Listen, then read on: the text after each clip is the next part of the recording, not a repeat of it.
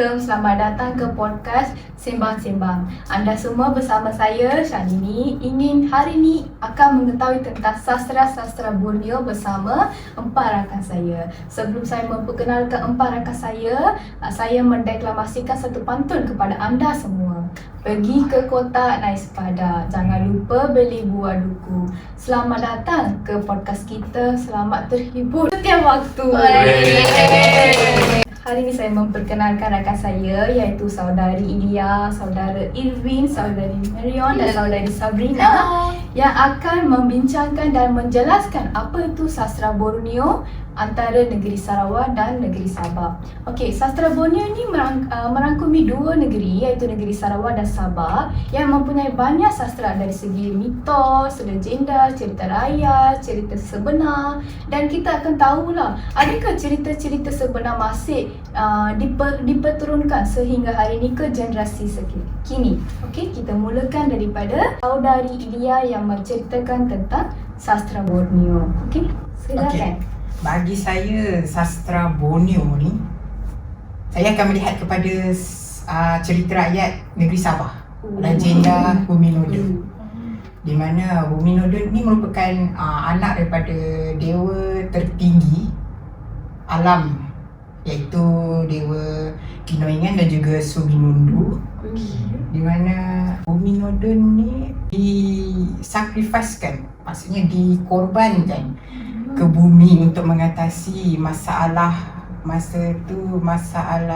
krisis makanan dan kebuluran. Tiada tanaman dapat hidup, jadi Bumi Noda ni dikorbankan bagi membantu melawan krisis. Ingat saya lah, Bumi Noda, tubuh dia disemadikan di bumi, bagi semadikan. Dia bunuh ke apa? Dia tak bunuh, dia macam dia rela diri dia untuk dikorbankan untuk rakyat bumi. Lepas dia dikorbankan, yang masalah tu dia dah okey ke? Ya, dia dah okey. Sehingga kini masalah kelaparan tu okey. Setiap tahun rakyat negeri Sabah akan merayakan. Nama perayaan ni adalah Unduk Ngadau, pada hari Pesta Keamasan. Dia rakyat Sabah ke dia untuk spesifik kena dusun? Ia spesifik kepada kaum Kadazan dusun. Cerita sebenar lah. Ya, ini cerita sebenar dari rakyat negeri Sabah itu sendiri. Adakah anda semua tahu pasal cerita Bumi Noda ni? Ada dengar jugalah. Before ni ada juga dengan tentang tu, tapi tidak tahu detail cerita tu. Bumi Noda kan. Okay, ada tak nyanyian ke yang berkaitan dengan cerita Bumi Noda tadi? Bumi Noda ni dia ada lagu yang baru dikeluarkan. Saya akan bagi contoh sikit lah, dalam versi bahasa Kadazan dusun. Okey. Saya tak mahir tapi saya bagi contoh. Okey. Sundu Sumi Nudun, tanahmu Bumi Nudun, tingkut no Magiodu Mungsiko di Komporun.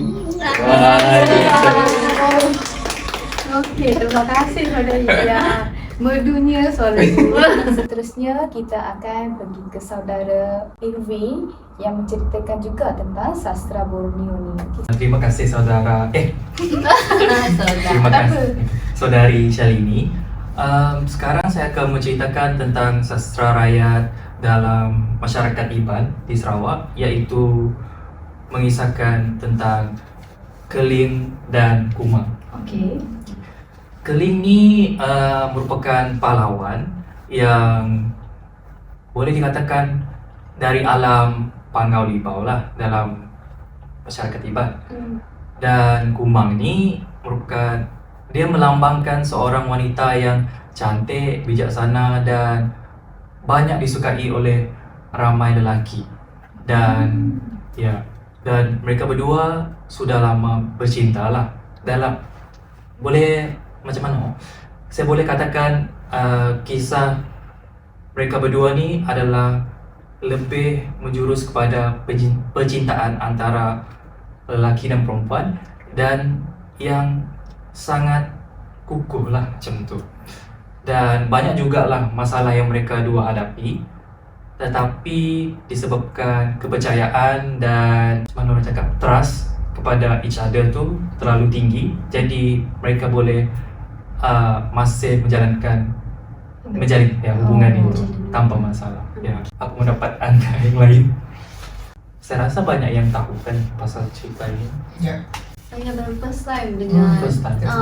Tapi biasanya kalau macam pertandingan kumang, selalulah dengar kan pertandingan kumang orang Iban.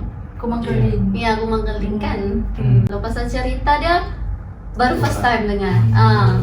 Tapi cerita dia memang menceritakan tentang percintaan mereka berdua lah.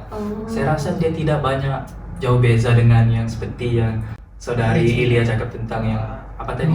Uminudun. Ya, macam Bukit Kumang pun macam mengadau juga. Iya. So yang berdua tu saling bercinta bersama-sama lah. Ya. Dia orang tak berputus asa antara satu sama lain. Ya. So anak-anak muda sekarang tolong ambil ni. Please love each other. Jangan mudah berputus asa menghadapi cabaran ini semua. Okay? Terusnya tadi kan saudara Irvin mengatakan tentang cerita percintaan. So mestilah ada pantun ke puisi yang berkaitan dengan cerita tu kan. Okay, jom kita tanya. Saudara, ada ke cerita ke yang berkaitan dengan cerita tadi kan? Ada lagu semua tu ada? Pantun, syair? Bagi saya lagu tu tak adalah, tapi dari pantun adalah pantun Okey. Iban. Boleh pantunkan sekejap? Boleh. Okey, boleh je. Okeylah, saya akan cuba pantun Iban ni yang berkaitan dengan keling dan kumen. Saya cuba ya.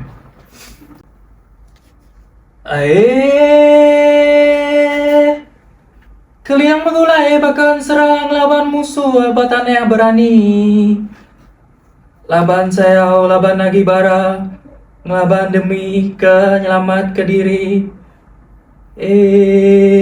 Okey, itu saja cuma saya. Terima kasih. Okay. Sekarang kita akan berteruskan dengan saudari ketiga kita iaitu saudari Marion untuk menceritakan tentang sastra Borneo. Silakan. Okay, hello 3 tawe everyone. Saya Marion, saya akan menceritakan, kita akan mendalami sastra ke satu sudut Sarawak, iaitu di satu sisi yang kita panggil bangsa Kenyah. Okey, bangsa Kenyah. Saya akan menceritakan satu cerita rakyat dia yang bertajuk Lecau dan Bayak. Menceritakan mengenai dua orang adik-beradik ni lah. Adik-beradik ni dua-dua lelaki. Mereka mix, bangsa mereka Kenyah dan Kayan. Mak mereka ialah orang Kayan, bapa mereka pula orang Kenyah, tapi mereka lebih menetap di kampung orang Kenyah lah.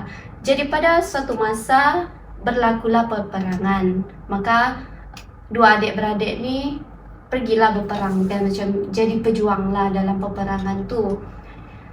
Namun peperangan ini antara kaum Kenyah dengan kaum Kayan. Maka pada suatu hari kalau mereka dok pergi berperang tu, mak mereka akan membungkus makanan. Macam pada orang zaman dahulu lah, orang bungkus makanan tu dalam daun. Jadi macam setiap hari mereka dok pergi berperang, mak mereka akan bungkuslah makanan untuk mereka dua. Namun pada suatu hari ni, mak dia menerima berita bahawa anak dia ni telah membunuh abang dia, iaitu uncle dia lah, macam darah dia macam tu bah. Jadi dia pun rasa marah, rasa kecewa. Jadi dari sanalah mak dia macam mengutuk atau bersumpah ke atas mereka dua ni, yang mereka dua ni akan dicari, akan dibunuh oleh kaum mak dia, iaitu kaum Kayan ni lah. Jadi mak dia pun ambillah ta'a. Ta'a ni adalah skirt pakaian tradisional orang Kenyah yang dihiasi manik, corak-corak Kenyah lah. Biasanya dipakai time perayaan, time ngajat, macam tu. Jadi mak dia bungkus makanan dalam ta'a ni. Biasanya ini akan menyimbolkan sesuatu yang bila seseorang tu dia menghantar sumpah ke atas seseorang. Jadi dia bungkus makanan untuk mereka dua dalam tu. Jadi pada masa tu si abang dibuang ke sungai, maka jadilah dia buaya, yaitu Bayak tadi. Dan si adik pula dibuanglah jauh ke dalam hutan, maka dia pun dipanggillah si lencau tadi, yaitu harimau. Jadi dari sana terdapat satu kepercayaan orang Kenyah bahwa orang Kenyah ni tidak dimakan oleh buaya. Ya, macam itulah cerita dia. Dan bila pergi ke hutan pula, hutan ini akan dijaga oleh harimau tersebut. Itulah kepercayaan orang Kenyah. Dan biasanya kebanyakan kalau kita tengok perhiasan orang Kenyah, mereka banyak ambil gigi harimau ni sebagai mereka punya rantai.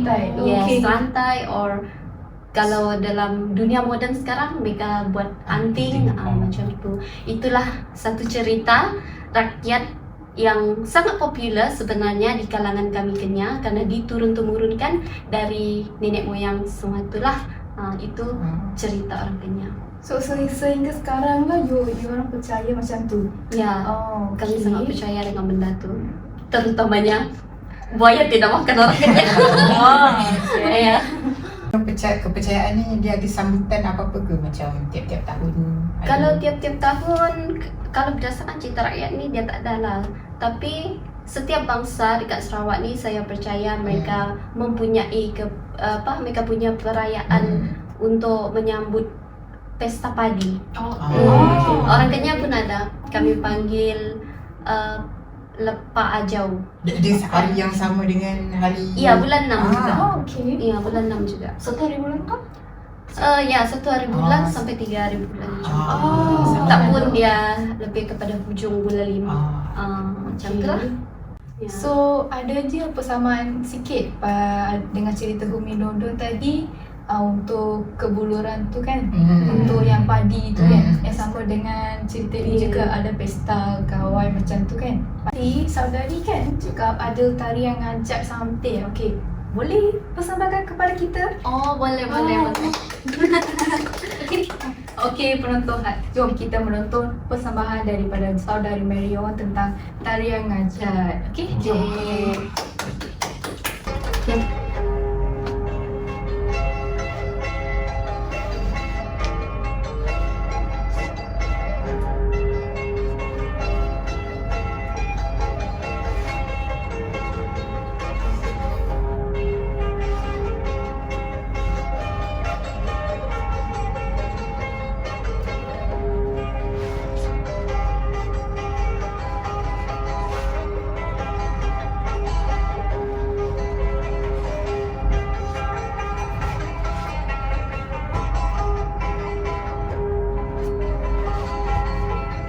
Okay, dah.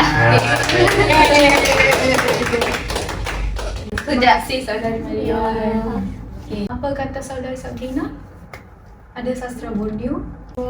Ini adalah kisah sebenar, yaitu dari kisah nenek moyang saya, yaitu keturunan saya lah, sebelah bapak saya. Ini adalah cerita dari masyarakat Iban. Asal cerita ni adalah di Lubuk Antu, yaitu di Sarawak lah. Okay. Daerah asal nenek saya yang sebelah bapak saya. Cerita ini berkaitan dengan seorang bomoh. Kami panggilnya Manang dalam bahasa Iban. And cerita ini kita dengan bomoh dengan Raja Buaya. Kalau masyarakat Iban mesti tahu cerita ini sebab ini sangat cerita legenda lah. Tapi tak semua yang tahu. Jadi saya kongsikanlah di sini. Ceritanya bermula macam ni. Nama Manang Entayang, yaitu kami panggilnya, yaitu Bomoh Entayang. Manang Entayang ni adalah perempuan.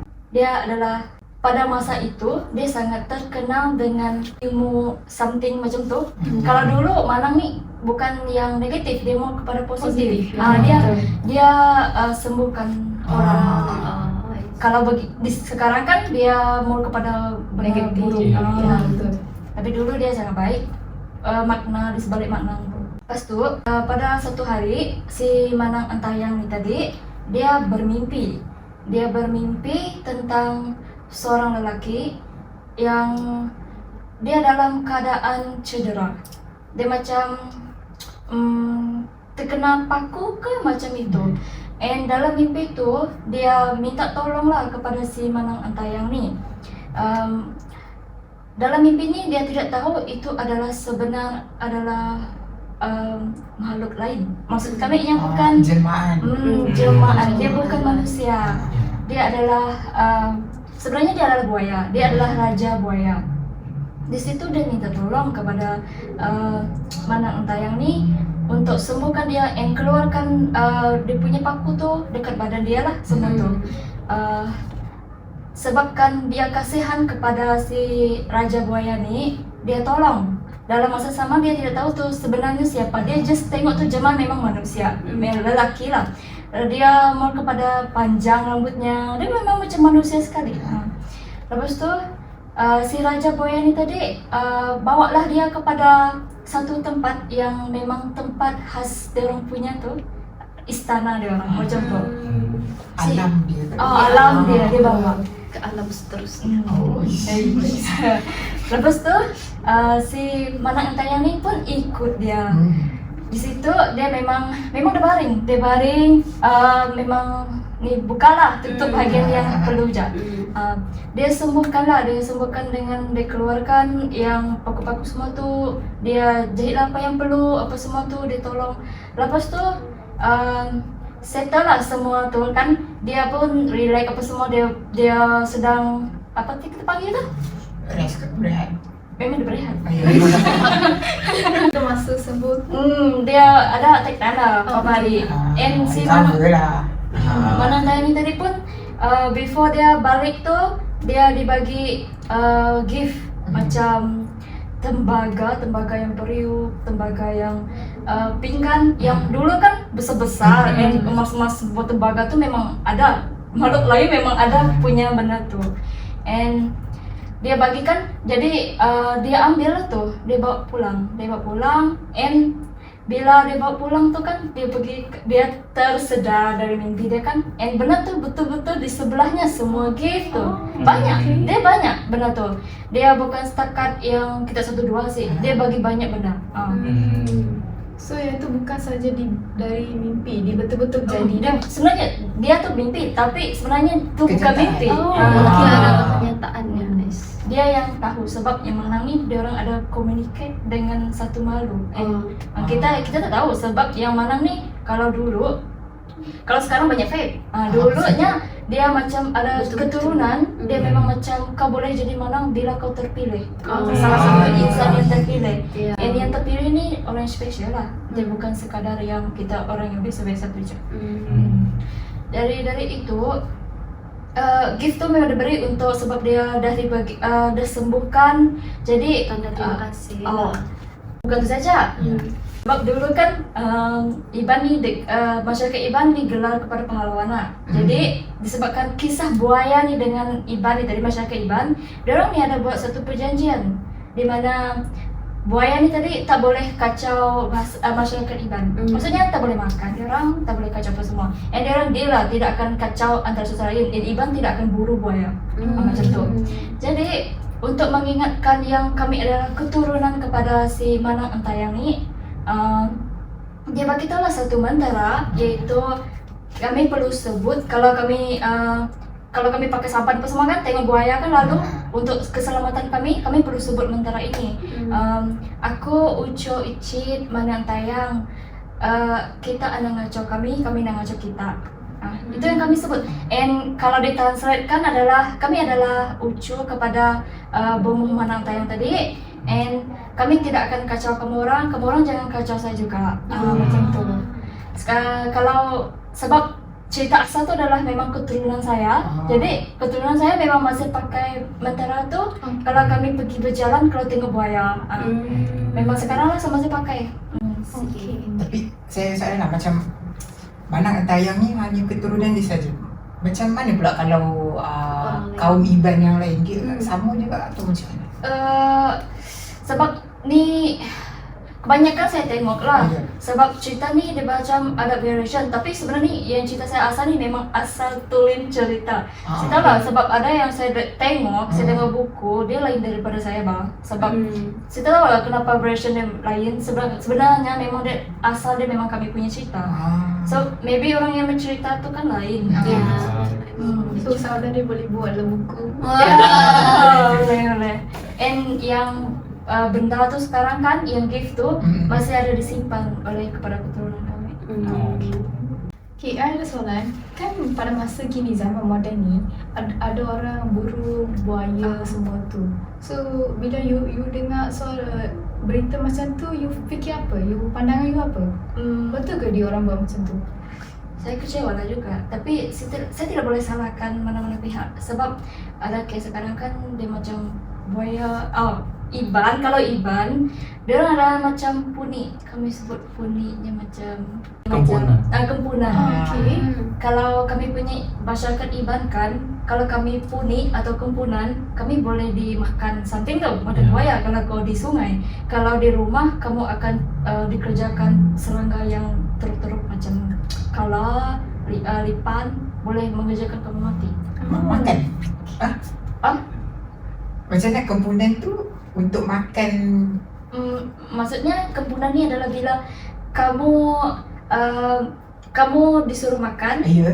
Contoh ibumu suruh kamu makan waktu itu, tapi kamu tidak terus pergi makan. Kamu masih, nanti lah ibu, nanti saya makan makan. apa tu? Makan buah tu? Apa? Bukan. Makan apa aja? Makan nasi, makan okey, apa? Yang okey. macam ni kan biasanya untuk mengelakkan tu dia ambil secubit kan. Ya. Untuk Ya. sentuh je boleh juga. Macam tu. Jadi benda tu memang real. Ada juga banyak kisahnya pasal punit tu. Okay. So daripada sini kita boleh tahulah sastra Borneo ni lebih kepada kepercayaan, benda-benda sebenar, mitos yang sampai sekarang diperturunkan dan dipercayakan. For example, masih menyambut pesta gawai, pesta menuai padi semua tu. So itu maksudnya diorang masih memperturunkan zaman sekarang sampai sekarang. And kita boleh simpulkan daripada cerita saudari Ilia, kita dapat tahu yang seorang individu yang rela untuk mengkorbankan diri untuk kebahagiaan kampung dia. Zaman sekarang kita tak nampak lah orang macam tu yang korbankan diri untuk orang lain. Daripada cerita tadi saudari Sabrina dengan Marion, haiwan juga difikirkan sebagai sesuatu yang nyawa yang dipentingkan dalam kehidupan mereka. And dari segi sastra yang Encik Erwin bagi, kecintaan antara dua orang individu yang tidak mudah putus asa untuk hidup antara satu sama lain. Okay, dari sini kita akan menamatkan podcast ini. Terima kasih kepada keempat orang ni untuk kongsikan sastra Borneo pada hari ini kepada saya dan semua penonton hari ini. Sekian, terima kasih. Bye.